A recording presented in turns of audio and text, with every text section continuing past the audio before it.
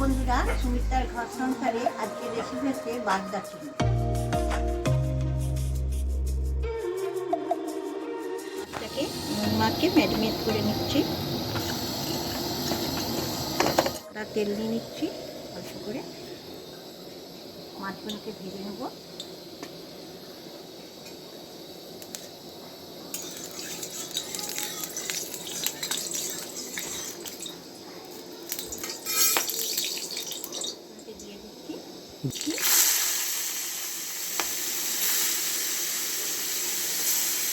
মাছগুলো হালকা করে ভেজে নেব।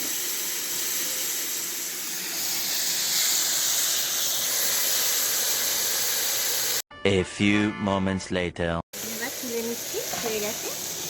বেশি কড়কড়ে ভাজবো না, বেশি কড়কড়ে ভাজলে শক্ত হয়ে যাবে। সাদা তেল দিয়ে নিচ্ছি, একটু বেশি করে নেব।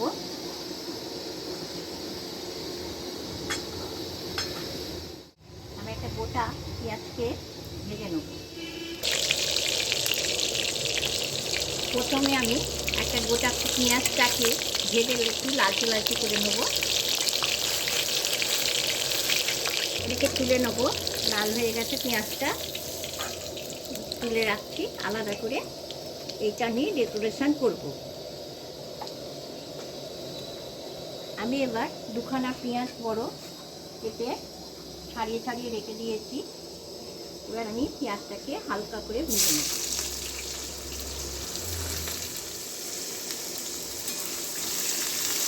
এখানে আমি 10-12টা রসুনের কুচি সরু সরু করে একদম কেটে রেখেছি, দিয়ে দিচ্ছি। সব হালকা করে আমি ভেজে নেব। এবার ক্যাপসিকামগুলোকেও দিয়ে দিচ্ছি, হালকা করে সব ভেজে নেব। আমার ভাজা রেডি হয়ে গেছে। এবার আমি মশলা দিয়ে দেবো।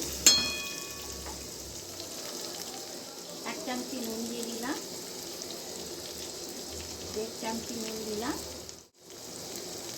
আদা বাটা দিয়ে দিলাম 1 চামচি, লঙ্কা গুঁড়ো দিয়ে দিলাম 1 চামচি।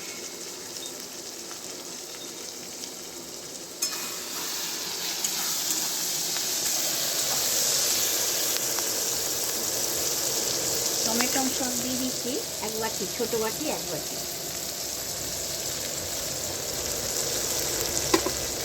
চিলি সস দিয়ে দিচ্ছি 1/2 চামচি।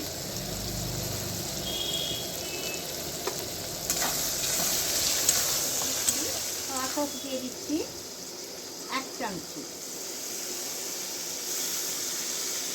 1.5 চামচি।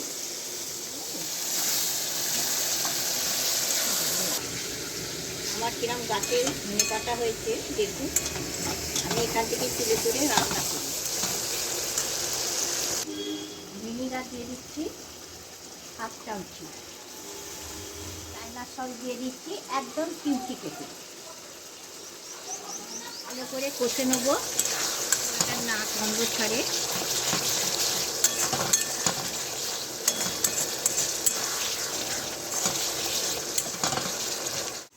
কষাটা হয়ে গেছে, তেলও ছেড়ে দিয়েছে। এবার আমি মাছগুলোকে দিয়ে দিচ্ছি। মাছগুলোকে দিয়ে একটু ভালো করে নেড়ে দিচ্ছি। একটু সামান্য জল দিয়ে দিচ্ছি, সেদ্ধটা হয়ে যাবে বলে। ভালো করে জলটা দিয়ে নেড়ে দিচ্ছি।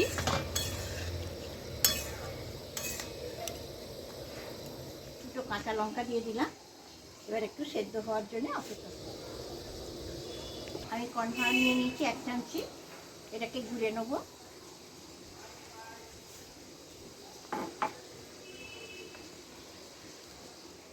ভালো করে গুলে নিয়েছি, ফুটে গেলে দিয়ে দেবো। ভালো করে নাড়িয়ে দিয়েছি। এবার আমার সেদ্ধ হয়ে গেছে মাছগুলো। এবার আমি কর্নফ্লাওয়ার তুলে রেখেছি, এটাতে দিয়ে দেবো। আস্তে করে দিয়ে দিলাম। আমি আরও একটু ভালো করে নেড়ে দিলাম। আপনাদের যদি রেসিপিটা পছন্দ লাগে আমাকে লাইক করবেন, সাবস্ক্রাইব করবেন, কমেন্ট করবেন। সবাই ভালো থাকবেন, সুস্থ থাকবেন।